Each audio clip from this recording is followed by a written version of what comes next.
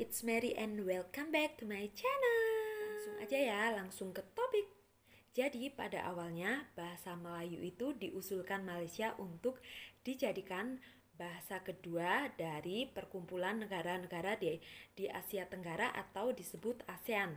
Nah, menanggapi hal itu, menteri kita di negara Indonesia atau orang-orang di negara Indonesia itu banyak yang menanggapi hal tersebut. Nah, dinilai bahasa Indonesia itu lebih layak untuk digunakan menjadi bahasa kedua negara di ASEAN. Nah, aku udah ngerangkum kenapa bahasa Indonesia itu lebih layak digunakan untuk menjadi bahasa resmi kedua di negara ASEAN.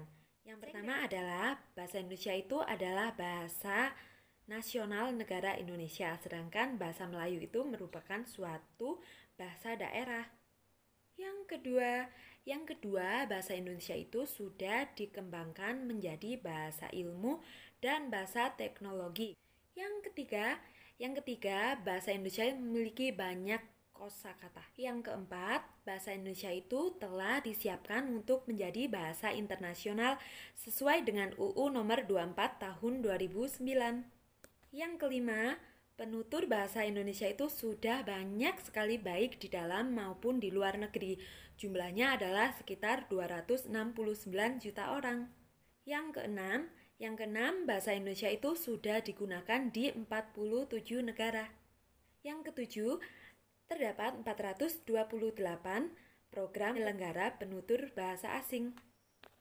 Yang kedelapan, pembelajar BIPA berjumlah 142.484 orang yang tersebar di kawasan Amerop, Asia Tenggara, dan Aspasaf.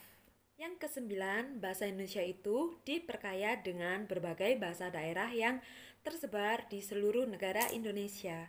Dan yang kesepuluh, tingkat kesaling-pahaman atau saling memahami bahasa Indonesia itu jauh lebih tinggi daripada bahasa yang lainnya. Itulah dia kenapa bahasa Indonesia itu lebih layak untuk menjadi bahasa kedua negara-negara di ASEAN atau Perhimpunan Negara-Negara di Asia Tenggara. Nah, sekian video dari aku. Terima kasih. Jangan lupa tonton sampai habis dan subscribe. Terima kasih.